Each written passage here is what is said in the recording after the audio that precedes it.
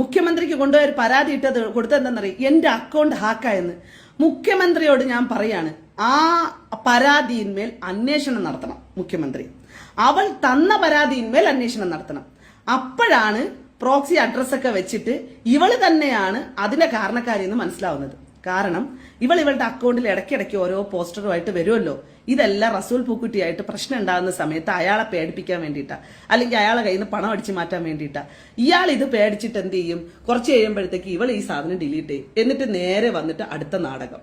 ഈ നാടകത്തിൽ ഇവൾ എന്ത് ചെയ്തു, ബാക്കിയുള്ളവർ എന്റെ പുറകിൽ നിന്ന് കുത്തി മറ്റത് മറിച്ചത്. ഇവള് കാണിച്ച തെമ്മാടിത്തരം കാരണം എനിക്ക് ഇവളടുത്ത് സഹായിക്കാൻ പറ്റാതായി ഇവളെ ഞാൻ ബ്ലോക്ക് ചെയ്തു. 6-ാം തീയതി ബ്ലോക്ക് ചെയ്തു. അത് എല്ലാം എന്റെ ഫോണിലുണ്ട്. 6-ാം തീയതി ബ്ലോക്ക് ചെയ്ത് ഇന്നലെ അൺബ്ലോക്ക്ഡ് ആയിപ്പോയ സാഹചര്യത്തെ പറ്റി ഞാൻ പറയുന്നത്.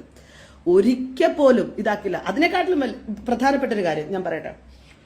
ഇവള് ഞങ്ങൾ വഴി കണക്റ്റഡ് ആയിട്ടുള്ള കുറെ സുഹൃത്തുക്കളുണ്ട് സിറ്റിക്കകത്ത്. ഇവിടെ മാത്രമല്ല, പുറത്തുമുള്ള ആൾക്കാരുണ്ട്, എറണാകുളത്തുള്ളവരുണ്ട്, കോഴിക്കോടുള്ളവരുണ്ട്.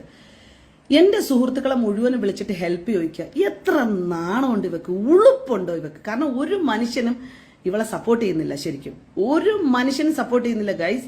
ഇവളെ സപ്പോർട്ട് ചെയ്യുന്നത് പണക്കൊഴുപ്പ് കാണിച്ചിരിക്കുന്ന റസൂൽ പൂക്കുട്ടിയും ഹൈക്കോടതിയിലെ കുറെ വക്കീലന്മാരും. ഓക്കെ, വലിയ രീതിയിൽ ടാർഗറ്റ് ചെയ്യുന്നുണ്ട്. ഇപ്പൊ എന്തോ ഓലത്തി ഉണ്ടാക്കി തരാമെന്നും പറഞ്ഞിട്ട് നല്ല പണിയെടുക്കുന്നുണ്ട്. ഉണ്ടാക്കിക്കോട്ടെ, ഒരു പ്രശ്നമില്ല. എവിടെ ഈ സാധനം ഒന്നും നിർത്താനേ പോകുന്നില്ല, പറഞ്ഞുകൊണ്ടിരിക്കും. കാരണം മിണ്ടാതെ കുടുംബവും കാര്യങ്ങളും ആയിട്ട് ഒരു പ്രശ്നത്തിൽ ഇപ്പൊ തൽക്കാലം ഞാൻ വലിയ വിഷയങ്ങളൊന്നും വരില്ല. ഞാൻ ഈ പൊളിറ്റിക്കൽ വിമർശനങ്ങൾ നടത്തുന്നു, അല്ലെങ്കിൽ ഞാൻ ഈ RSS ഇന്നെ അറ്റാക്ക് ചെയ്യുന്ന സമയത്ത് എനിക്ക് ഇവരുടെ വിരുദ്ധ പ്രശ്നങ്ങളൊക്കെ ഭയങ്കര പ്രോബ്ലമാണ്. അപ്പൊ അങ്ങനെയൊക്കെ വരുന്ന സാഹചര്യത്തിലൊക്കെ ഞാൻ റിയാക്ട് ചെയ്യുന്ന ഒരു വിഷയങ്ങളല്ലാതെ ഞാൻ വലുതായിട്ട് പബ്ലിക്കിൽ വലിയ പ്രശ്നം ഉണ്ടാക്കാനും ഞാൻ വലിയ വേറൊരു സാഹചര്യത്തിലോട്ടൊന്നും ഞാൻ സാധാരണ ഇപ്പൊ പോവലില്ല അധികം.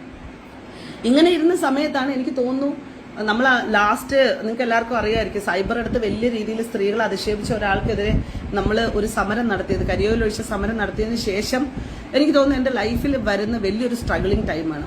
മീൻസ് എൻ്റെ മകൻ മെച്യൂർഡ് ആയതിനു ശേഷമുള്ളൊരു സംഭവം.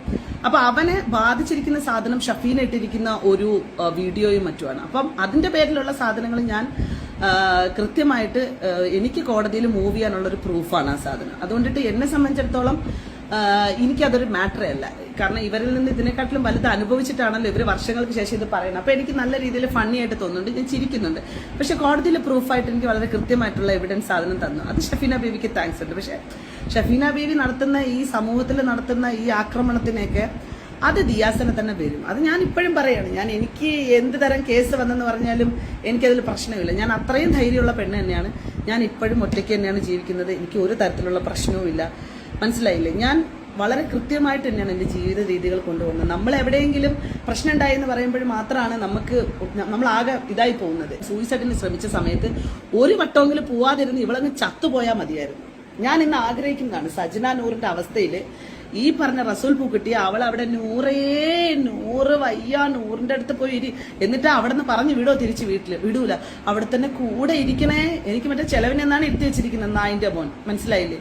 ഞാൻ അത്രയും കഷ്ടപ്പെട്ട് അവിടെ ഇരുന്ന് ഇവളെ എല്ലാം സെറ്റ് ചെയ്ത് ഇവളെ മാനസികാരോഗ്യ കേന്ദ്രത്തിൽ വരെ കൊണ്ടുപോയി. ശരിക്കും പറഞ്ഞു കഴിഞ്ഞാൽ ഡോക്ടർ കിരണിന്റെ ട്രീറ്റ്മെന്റിന് കൊണ്ടുപോയിട്ട് അത് മോശമാണ് അത് പറയുന്നത്. പക്ഷെ ഇവള് പിറ്റേ ദിവസം ഇറങ്ങി വന്നിട്ട് പറയണേ, ഞാൻ ഇയാളെ പറ്റിക്കാൻ വേണ്ടിയിട്ടാണ് ഞാൻ അങ്ങനെ ഒരു നാടകം കളിച്ചത് മോളെ, അല്ലെങ്കിൽ അയാൾ എൻ്റെ കയ്യിൽ നിൽക്കില്ല. ഞാൻ പറഞ്ഞു, ഇമ്മാരെയൊക്കെ കാണിക്കണത് നീ എന്തൊരു വൃത്തിയുടെ കാണിക്കണത്, നീ എന്തിനിങ്ങനെ ടോക്സിക് ആവണത്, അത് പ്രേമം ഒത്തിട്ട മോളെ, നിനക്ക് അറിയാത്തതുകൊണ്ടാ എന്നൊക്കെ പറഞ്ഞിട്ട് എൻ്റെ അടുത്ത് വളരെ സിമ്പിളായിട്ട് ആ സാധനം പറഞ്ഞിട്ട് പോയി. ഇനി മേലാൽ എൻ്റെ അടുത്ത് ഇത് ആവർത്തിക്കരുതെന്ന് പറഞ്ഞ് ഇതിന് ഇത്രമാത്രം വലിയ ഗൗരവ വിഷയം ഉണ്ടാകുന്നെന്ന് ഞാൻ അറിഞ്ഞിട്ടുണ്ടായിരുന്നു.